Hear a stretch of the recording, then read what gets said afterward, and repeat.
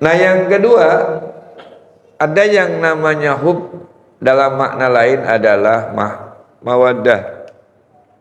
Jadi syahwat. Yang kedua mawaddah. Apa itu mawaddah? Cinta yang tulus dibarengi dengan tanggung jawab. Kalau tadi kemauan yang menggebu-gebu tanpa memikirkan akibatnya, sehingga lebih banyak syahwat itu arahnya ke negatif ketimbang ke positif. Tapi kalau mawaddah ini adalah cinta yang dibarengi dengan tanggung jawab dan dia siap untuk mendampingi dia menjadi orang yang paling dekat kepadanya. Itu mawaddah namanya. Ya. Jadi bukan hanya sekedar mengatakan bujuk rayu yang bagus, tapi kenyataan dalam tingkah lakunya jauh panggang daripada api, tidak sesuai antara pembicaraan dengan perbuatan. Dan ini sangat dimurkai oleh Allah Subhanahu wa taala, di mana Allah mengatakan kabura maqtan indallahi an taqulu ma la taf'alun. Sangat benci Allah kepada orang yang pandai berbicara tapi tidak bisa mengamalkan dengan apa yang sudah dia bicarakan. Hati-hati ini. Siapa yang harus kita menjalin cinta dengan kata mawaddah? Suami istri. Suami istri. Tidak ada dalam Al-Quran wa min ayatin al-khalaqalakum min anfusikum azwaja wa ja'alakum bainakum mahabbah, tidak, wa ja'ala bainakum mawaddah. Dan aku jadikan di antara kalian ada rasa cinta yang penuh tanggung jawab. Maka karena cinta yang penuh tanggung jawab dan diawali dengan ikatan akad, saya mau tanya, ketika misalnya suami berhajat kepada istrinya, jangankan suaminya ngomong, buka dong bajunya. Insya Allah kalau dia memang cinta dan dia tahu bahwa suaminya bakal tanggung jawab dengan apa yang dia pernah katakan sebelumnya, gak usah ditanya sama lakinya. Kalau memang lakinya udah mau tidur, pasti dia udah buka duluan. Karena ada tanggung jawab. Maka oleh karena hati-hati laki-laki, oleh karena itu hati laki-laki, kalau sudah pernah mensetubui perempuan, jangan sekali-kali menyakiti hatinya perempuan. Karena ketika dia mulai mensetubui perempuan, satu kali dia bikin sakit hati perempuan sampai keluar air mata, maka apa yang dilakukan oleh dia selanjutnya tidak punya pahala. Karena man ahana nisa fahuwa laim. Siapa yang menghina perempuan, dia adalah laki-laki yang lacur, laki-laki yang tidak punya tanggung jawab. Maka kata-kata mawaddah ini adalah harus menjadi pegangan buat suami kepada istrinya.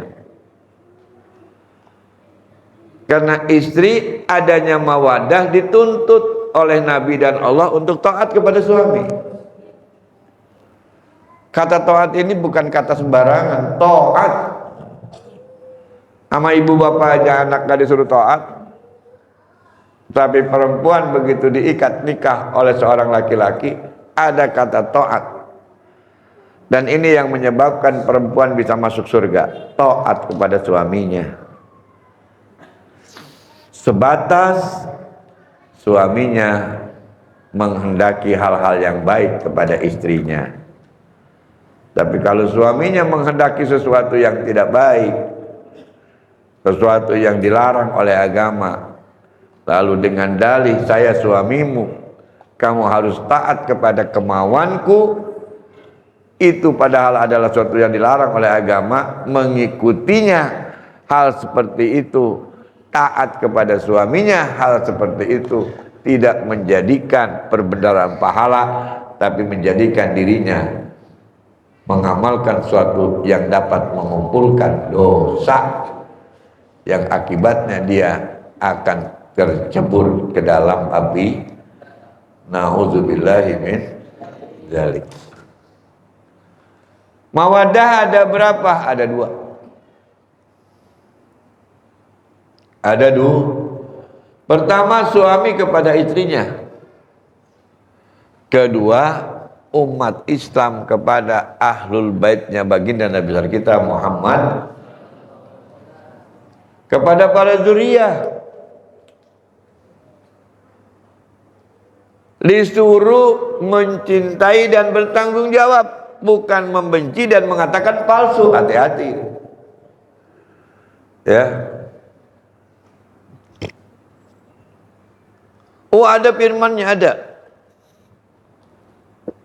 Qul la as'alukum alaihi ajran illal mawaddah bil qurba.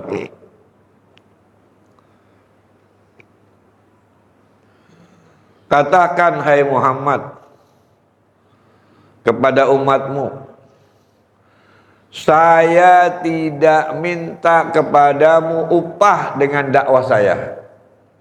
Nabi disuruh ngomong begitu sama Allah.